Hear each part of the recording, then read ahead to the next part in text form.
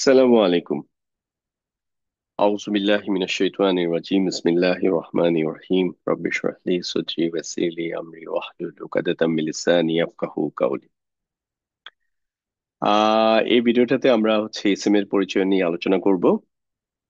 তো আমরা যদি পুরো পবিত্র কোরআনুল কারিমের একদম প্রথম থেকে শেষ পর্যন্ত আমরা দেখি, সূরা ফাতিহা থেকে সূরা নাস পর্যন্ত, এবং এটাকে শব্দগুলাকে নিয়ে অ্যানালাইসিস করি যে এখানে কয় ধরনের পদ বা পার্টস অফ স্পিচ আছে, তাহলে উত্তরটা এখানে তিন ধরনের পদ অথবা পার্টস অফ স্পিচ আছে। নামগুলো ইসিম, হার্ফ অথবা ফেল। আপনি যদি ওয়াকফ না দিক করে পড়েন তাহলে ইসমুন, হারফুন এবং ফেলুন। এই তিন ধরনের পদ আছে। তো ইসিম প্রায় অলমোস্ট কোরআন কারিমের মধ্যে অর্ধেক শব্দই পাবেন ইসিম। বাকি চার ভাগের এক ভাগ পাবেন হার্ফ। আর শেষ চার ভাগের এক ভাগ এটা পাবেন ফেলুন বা ফেল। যেমন আমরা সূরা ফাতিহার প্রথম এবং দ্বিতীয় আয়াতটা নিয়ে যদি দেখি, যেমন বিসমিল্লাহির রহমানির রহিম, যেমন বা, এটা একটা হার্ফ। পরবর্তী যে ইসমি, আল্লাহি, আর রহমানি, আর রহিম, এই প্রত্যেকটাই ইসিম। দ্বিতীয় আহ আমরা আয়াতটা যদি দেখি, আলহামদুলিল্লাহি রব্বিল আলামিন, এখানে আলহামদু ইসিম, লি হার্ফ, দেন আল্লাহি রব্বি আল আলামিন, এই তিনটাই ইসিম। আমরা এই প্রথম দুই আয়াতের মধ্যে কোনো ফেলের উদাহরণ পাই নাই, বাট ডেফিনেটলি আপনি ফেল পাবেন, কারণ প্রায় 25% বা চার ভাগের এক ভাগ ফেল। সো আমরা আজকে মূলত ইসিম নিয়ে ফোকাস করব। ইসিম জিনিসটা আমরা যারা বাংলা বা ইংরেজি গ্রামার জানি, তো তার সাথে যদি আমরা রিলেট করি তাহলে আমাদের হয়তো ইসিম বুঝতে অনেক সহজ হবে। তো প্রথমে দেখেন, ইংরেজিতে ইসিমের সম মর্যাদা সম্পন্ন ইকুইভ্যালেন্ট কি আছে। এটা নাউন, প্রোনাউন, অ্যাডজেক্টিভ এবং অ্যাডভার্ব। কিছু কিছু ক্ষেত্রে কিছু ইন্টারজেকশনও ইসিমের মধ্যে পড়ে। তো এগুলো ইংরেজিতে যারা এই শব্দগুলো টার্মগুলো বুঝেন, বাংলায় বিশেষ্য, বিশেষণ এবং সর্বনাম। এই তিনটার ইকুইভ্যালেন্ট যে টার্ম সেটা ইসিম। তো এই ইসিমটা আমরা চিনবো কিভাবে? এই ইসিমটা চেনার জন্য অলওয়েজ এই ইসিমের মধ্যে চারটা বৈশিষ্ট্য থাকবে, যেটা হার্ফ বা ফেলুনের মধ্যে থাকবে না। প্রথম বৈশিষ্ট্য এটা বচন বা নাম্বার দিয়ে ভাগ করা যাবে, এটা এক বচন, দ্বিবচন বা বহু বচন। এটা জেন্ডার দিয়ে ভাগ করা যাবে, এটা পুরুষবাচক অথবা স্ত্রীবাচক। এর বাইরে আর কোনো জেন্ডার নাই। তৃতীয় এটা হয় নির্দিষ্ট হবে অথবা অনির্দিষ্ট হবে। চার নাম্বার এটার একটা স্ট্যাটাস থাকবে, এটা হয় কর্তা বা কর্ম বা সম্বন্ধসূচক অবস্থায় থাকবে। এটা অ্যারাবিক টার্ম আছে, আমরা বলবো। প্রথমে আমরা নাম্বারটা দেখি। যে কোনো একটা ইসিম, এটা হয় এক বচন হবে, যদি অথবা যদি সংখ্যা এটা দুইটা হয় তাহলে দ্বিবচন হবে, যদি দুই এর বেশি হয় তাহলে এটা বহুবচন হবে। এটা ব্যক্তির ক্ষেত্রে হবে, বস্তুর ক্ষেত্রে হবে, যে কোনো ইসিমের ক্ষেত্রে এটা অ্যাপ্লিকেবল। তো কখনো কখনো প্রপার নাউন গুলোর ক্ষেত্রে হয়তো দ্বিবচন বা বহুবচন কথাটা প্রযোজ্য হবে না। যেমন একজন নবীর নাম মোহাম্মদুন, ফর এক্সাম্পল, আমাদের নবী সাল্লাল্লাহু আলাইহি ওয়াসাল্লাম। তো এটা দুনিয়ার মধ্যে ওয়ান এন্ড অনলি, সো শুধু এক বচনই হবে, কিন্তু বচন ধারণাটা পাওয়া যাবে না। একইভাবে যদি একটা বস্তুর কথা চিন্তা করি, তো একটা কলম। সো এটা এক বচন, একটা কলম। দ্বিবচন দুইটা কলম, আর দুই এর বেশি যখন হবে তখন এটা বহু বচন।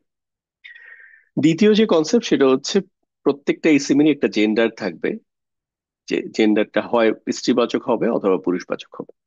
এর বাইরে আর কোনো জেন্ডার নাই।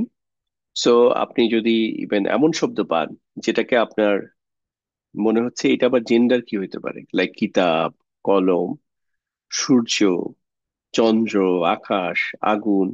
সো এই জিনিসগুলো এটারও কোনো না কোনো জেন্ডার হবে। লাইক কি জেন্ডার হবে এগুলো আমরা পরে শিখবো। আর কিছু আপনি দেখেই বুঝতে পারবেন, যেমন মা, এটা বোঝা যাচ্ছে স্ত্রীবাচক বায়োলজিক্যালি। আবার পিতা, এটা পুরুষবাচক। সো জেন্ডারের কনসেপ্টটা এখানে দুইটা চেম্বার, একটা স্ত্রীবাচক, একটা পুরুষবাচক। সো আপনার যে কোনো শব্দ পান, আইদার এটাকে আপনার পুরুষবাচকে যাবে অথবা স্ত্রীবাচকে যাবে। চার নাম্বার যে কনসেপ্ট, তিন নাম্বার যে কনসেপ্ট সেটা এটা একটা টাইপ থাকবে, এটা নির্দিষ্ট আর অনির্দিষ্ট। যেমন কোরআনুল কারিমে হচ্ছে বিভিন্ন নবীদের কাহিনী আসছে, ওখানে বিভিন্ন নবীদের নাম আসছে, 25 জন নবীদের নাম আসছে কোরআনুল কারিমের মধ্যে। তারপর হচ্ছে বিভিন্ন স্থানের নাম আসছে, কিতাবের নাম আসছে, বিভিন্ন ফেরেশতাদের নাম আসছে, বিভিন্ন জিন জিন নাম আসছে, ইবলিসের নাম আসছে। তারপর হচ্ছে কিছু খারাপ ক্যারেক্টারের নাম আসছে, যেমন হচ্ছে হারুন, ফেরাউন, হামান, কারুন, এদের নাম আসছে। তো এরা প্রত্যেকেই হচ্ছে নির্দিষ্ট, যেহেতু এরা নির্দিষ্ট প্রপার নাউন বা নির্দিষ্ট নাম। এর বাইরেও যেমন কিছু কমন নাউনের ক্ষেত্রেও কিছু এটা নির্দিষ্ট হইতে পারে, অনির্দিষ্ট হইতে পারে। যেমন এই একটি ছেলে, এটা হচ্ছে একটা অনির্দিষ্ট। একটি শিশু, এটা অনির্দিষ্ট। কিন্তু যখন এটাকে হচ্ছে আমরা টি যুক্ত করতেছি বাংলায়, তখন এটা হয়ে যায় নির্দিষ্ট। শিশুটি, তখন হচ্ছে এটা নির্দিষ্ট। ঠিক আরবিতেও এরকম আলিফ লাম যুক্ত করার মাধ্যমে এটাকে নির্দিষ্ট করা হয়।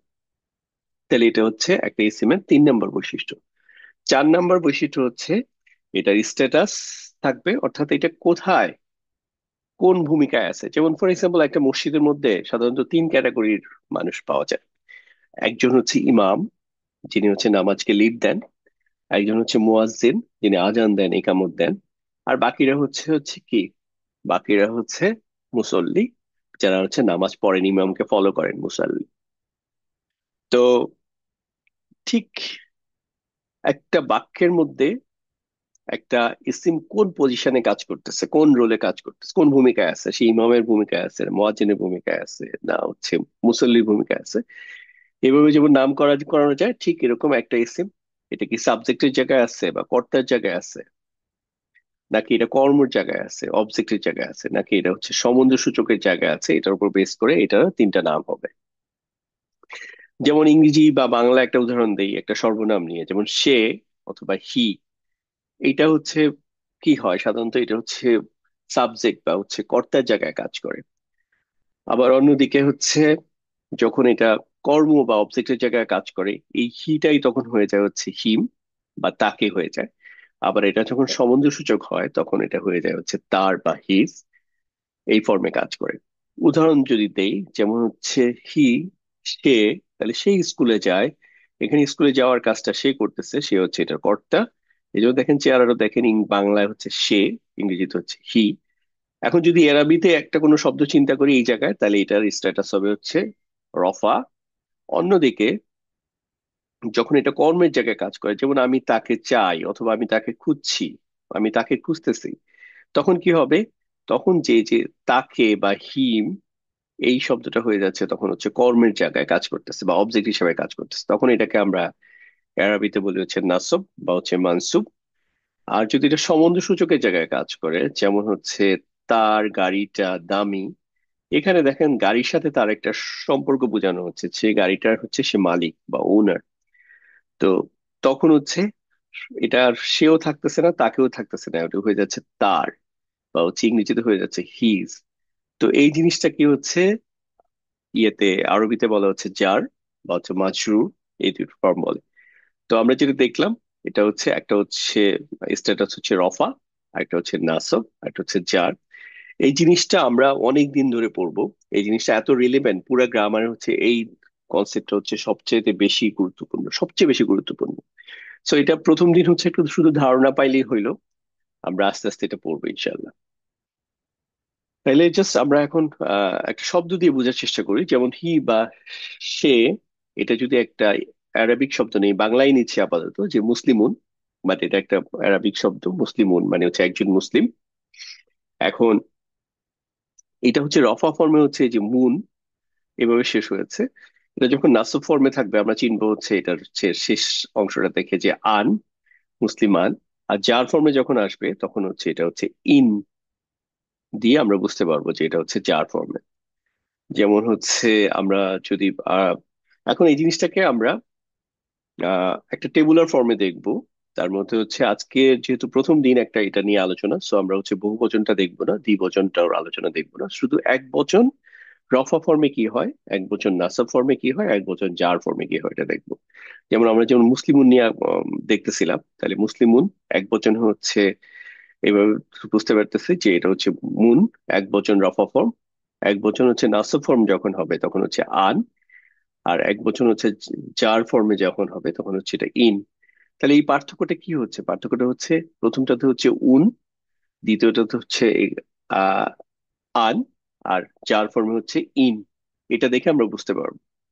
একইভাবে আমরা যদি আরো আরেকটা শব্দ নেই, লাইক মুফসিদুন, মানে হচ্ছে একজন ফাসাদকারী। তো এটা হচ্ছে রফা ফর্মে যদি মুফসিদুন হয়, আপনারা নিশ্চয়ই এখন গেস করতে পারতেছেন এটা কি হবে। নাসব ফর্মে হয়ে যাবে মুফসিদান, যার ফর্মে হয়ে যাবে মুফসিদ্দিন। আরো একটা উদাহরণ নেই, যেমন কলামুন হচ্ছে একটা কলম। তো এটা নাসব ফর্মে হয়ে যাবে কলামান, যার ফর্মে হয়ে যাবে কলামিন। এখন আমরা হচ্ছে অ্যারাবিক টেক্সটে দেখি, এতক্ষণ তো বাংলায় দেখলাম। তো অ্যারাবিক টেক্সটে হচ্ছে এটা হচ্ছে বেসিকলি দুই পেশ, তাহলে হচ্ছে মুসলিমুন। এখানে হচ্ছে দুই জবর মুসলিমান। এখানে দেখেন একটা এই যে খালি আলিফের মতো আছে, এটা মনে করেন নাই। এটা আসলে জাস্ট শুধু লেখার জন্য, এটা এটা লেখার একটা স্টাইল হিসাবে ব্যবহার করা হয়। এটা বেসিকলি এই যে দুই জবরের পরে খালি আলিফ বলে আসলে কনসেপচুয়ালি কোনো এক্সট্রা কোনো উচ্চারণ হয় না, কিছু হয় না। সো এটা যদি নাও থাকতো তাইলেও আপনি যেভাবে উচ্চারণ করতেন, থাকার কারণে একইভাবে উচ্চারণ করবেন। তাহলে এটা হচ্ছে মুসলিমান। তৃতীয় নম্বর, যার ফর্মে হচ্ছে মুসলিমিন, হচ্ছে আহ দুই জেড দিয়ে শেষ হয়েছে। এখন এখানে হচ্ছে আমি আরেকটা শব্দ দিচ্ছি, যেমন মুফসিদুন, দুই পেজ দিয়ে শেষ হয়েছে। একটু জাস্ট আমি এক দুই 2-3 সেকেন্ড পজ নিলাম। আপনি এর মধ্যে এটা বলার চেষ্টা করেন যে এটা নাসব ফর্মে কি হবে। এটা হচ্ছে নাসব ফর্মে হবে মুফসিদান। তাই তো, জাস্ট মূল ঘটনা হচ্ছে এখানে চেঞ্জ হয়েছে, এখানে হচ্ছে দুই পেশ ছিল, এখানে হচ্ছে দুই জবর। এখন যার ফর্মে কি হবে বলেন তো, আমি 2-3 সেকেন্ড পজ নিচ্ছি।